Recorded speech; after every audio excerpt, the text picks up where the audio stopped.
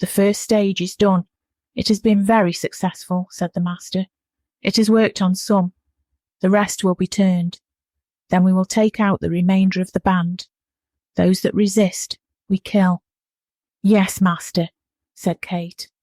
So I just thought I would just show you a preview of further attractions, the master said. They were outside the primary school, looking through the window at the lines of children, practising for the Christmas concert. A huge school choir, singing a Latin Christmas carol. Look at all those lovely children. I'm so looking forward to it, whispered Kate.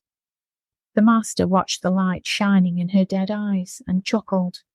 He took her in his arms and waltzed her around the school playground as the children sang. Maurice was out on one of his nightly walks, a regular mission to the shop so that he could buy his liver. It was cold, but he was enjoying being outside for once and was taking his time. As he was walking along, he saw a picture, an A4 photocopy of a missing dog pinned to a tree. A few steps further, and he saw another on the lamppost. He stared at this, taking it in. He was there quite a while, thinking about what he should do about it, or if he should do anything about it at all. The street was so quiet, apart from an owl hooting every so often. It gave him plenty of space to think. The picture had a phone number and an address, and he knew precisely where this was. After walking along slowly, looking down at the pavement and his feet walking on it, he decided he would make a visit after he had been to the shops. He needed to give someone a little bit of advice. The owl hooted in agreement. Bob was on the telephone again to Adam. He was discussing the recent absences from band. That is really creepy, said Adam. And, yeah, I think it is suspicious too. Why do you think it is vampires? Have you seen any punctures? Well, no, replied Bob. They could be kidnapped, Adam offered. They aren't being kidnapped because no one has asked for any ransom, and their families aren't rich either, Bob said. Are you sure you aren't paranoid? Anyway, don't you have to be a virgin? Adam asked. I don't know, I don't think so. Not if this is really happening, because some of these people are definitely not virgins. But I really think that some are vampires, and some are on the brink of becoming vampires. I've just got a really weird feeling about it, Adam, Bob admitted. Do you think we watch too much horror, mate? Adam asked. No, not enough, and I want you to find out as much as you can about vampires and how you kill them, Bob said. Janet had let the phone ring about 20 times before Liz had picked it up. Hi, Liz, it's Janet. How are you? Janet asked. I'm not well at all, Liz grumbled. Still got it then? Sorry to hear that. How's Andy? Janet asked. He's fine, Liz replied tiredly. Doesn't sound like it's catching.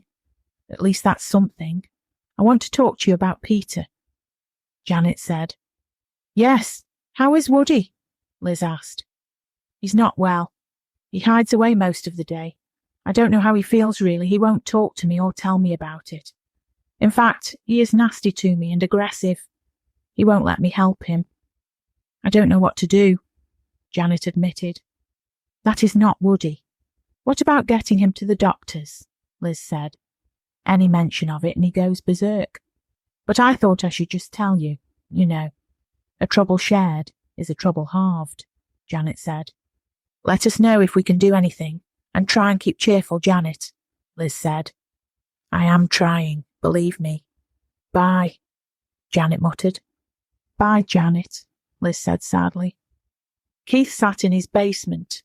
At the side of him, on the cold cement floor, he had a sizable Hessian shopping bag. In it were 3 cats that he had caught one by one. They were pretty hard to catch, even for him. When he had caught them, he had broken their necks. Then he had placed each one in the bag. For the moment, this would have to be enough, he thought. He did not want his friends or colleagues investigating a whole lot of murders. The master had spoken to him quite forcefully and left him in no doubt about how far he could go. Keith had lost control twice now, and the master had to bring those 2. into the fold, before their time. Enough was going on, with the missing people at band and those that were ill. If anyone checked the infected and how their symptoms presented themselves, it wouldn't take much for some people to put two and two together. He had to make sure there was nothing else suspicious going on. The master was right. His survival depended on it too. Everyone would know soon enough.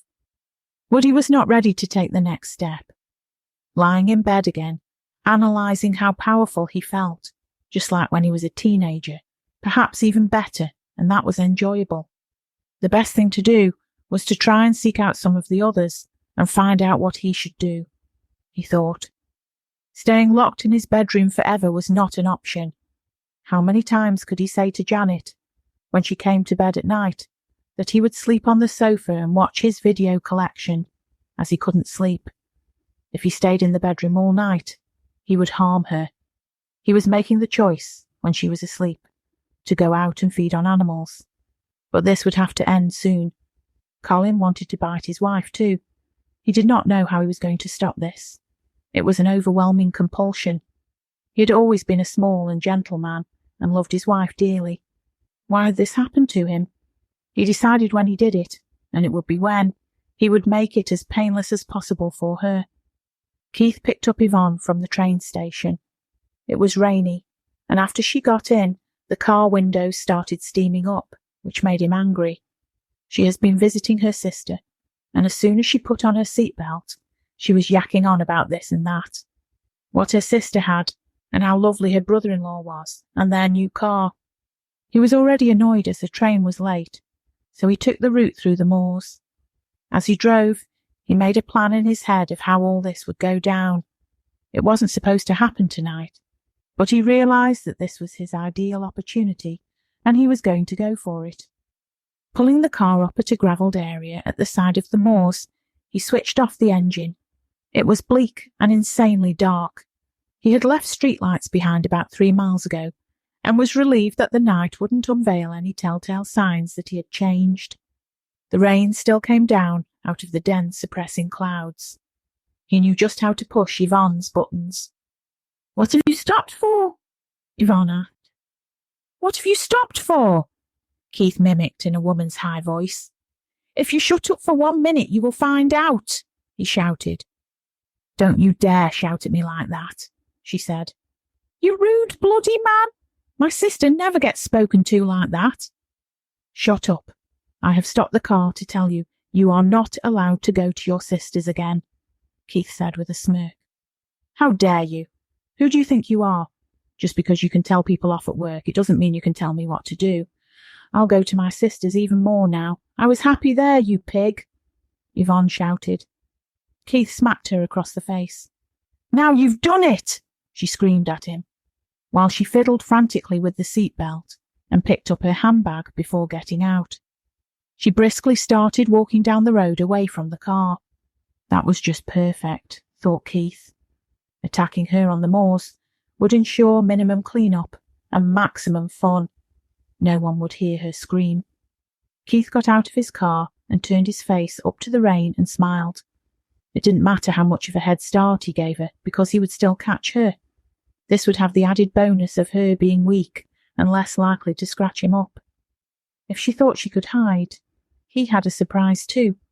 His eyesight was even better in the dark. This was just so perfect. "I'm coming, dear," he shouted. "I'm coming to get you." He laughed madly and raced towards her. A chill ran down Yvonne's back, and she started to run. Ernie had called every band member in the afternoon, but had only managed to reach about 10 of them. He had made 30 phone calls. 2/3 of his band couldn't be ill or indisposed. Generally, he had a 90% success rate. Lynn came into his office with a cup of tea and 2 chocolate digestives. She could tell by his face that all wasn't well. "Not had much luck, Ern?" she asked. "No, only managed to reach 10, Ernie replied gravely. "What do you think they are up to?" Lynn asked. "I don't know, but they can't all be having a bit of afternoon delight," he smiled. "Oh, Ernie!" she laughed. He laughed loudly, and she walked out of the room and shut the door. He soon stopped laughing and looked out the window. What the hell is going on? I've just been having a quick look about vampires on the internet, Adam said to Bob. Okay, said Bob. Has there been any interaction with blood or any sharing of it? Adam asked. Bob thought hard and chewed his chewing gum very loud. Adam knew this helped Bob to think, and let him chew down the phone as loud as he wanted to. Not as I know of, said Bob, but there might have been. All right. Have you seen any of them react negatively to garlic? Adam asked. Well, I told you about the old guy, Maurice. He is back at band, but he certainly didn't like smelling garlic when Danny had bolognese the other day. He couldn't get out of the room quick enough, but neither did anyone else, so that could mean anything, Bob said. Any shying away from crosses? Adam asked. Again, can't verify that. My mum wears one, but it is usually under her polo neck, Bob told him. Well, she's not one then, said Adam. I think I knew that. Or my dad, Bob said. Have you noticed pointy teeth on the suspects or marks on their neck? Adam asked. No, but I wasn't looking that close. I will from now on, Bob said. Fascinating, said Adam, while rubbing his chin. Having little else to do that night, Ernie systematically drove past each band member's house that had not answered his call that day. Some looked like they were out, fair enough. Others had the lights off, with the car in and the curtains closed. He rang them too. Still no answer. He wrote all this down and would ponder on it later. Maurice knocked on the door of Diane's house, half expecting to get no reply. He was just about to walk off when Sophie answered the door. Maurice was quite surprised and delighted that she was apparently still uninfected and human, especially when he knew what she was living with. Can I see your mum? Maurice asked. It is imperative, or I wouldn't have come. You see, I had what she has got, but I'm as right as ninepence now. I've bought her some medicine. He shook one of the carrier bags at Sophie. You'd better come in, she said. Maurice followed her into the hall. She's upstairs in her room. I will ask if she can see you, Sophie said. Yes, please, if you don't mind, Maurice replied. Sophie disappeared upstairs, and he could hear a brief dialogue through the floorboards. He then heard footsteps on the first couple of stairs. You can come up, Sophie shouted down. He looked up the stairs, and she was standing on the top step. I'm going out, so I have to get ready, Sophie said, and walked off, back into one of the rooms. Maurice got to the top of the stairs. There were 3 doors. One was open, and he could see that it was the bathroom. Sophie was looking through her wardrobe for something in another room, so it must be the shut door. He knocked lightly and entered. The lights were off, but from the brightness of the landing light, he could just make out the form of someone lying on the bed. He entered and shut the door behind him, and as his vampire's eyes got used to the darkness, he could see everything very plainly. It is all right, Diane, Maurice said quietly so Sophie wouldn't hear. I know what you are. I am the same as you, whatever that may be. Are you really? Diane asked, hoping it was true. Yes, I am. I've come to see you to help you, to give you a bit of friendly advice, Maurice said. What about? Diane asked. What do you mean? I happened to notice that your next door's dog has disappeared. Now I don't think it's much of a stretch of the imagination to imagine what has happened, Maurice said quietly. What do you mean? Diane asked, defensively. You know what I mean. Just be truthful with me, Maurice said. Well, yes, okay. I do know what happened to it, Diane said. I knew you did. That is enough of that, Diane. I have been coping now for a while, and I am here to give you advice, Maurice said. He dropped one of his carrier bags onto the bed. What's that? She asked. Liver. I feel great on it. I eat it raw. You'll be absolutely fine if you live on that, and you won't have to resort in desperation to eating everyone's pets. Try to keep as much of yourself as you can. If you succumb to these feelings, you will never come back, and Sophie will be in great danger, Maurice said. Okay, Diane nodded. Anything else? I find it is even nicer with a bit of salt and pepper. Maurice said, and keep away from garlic.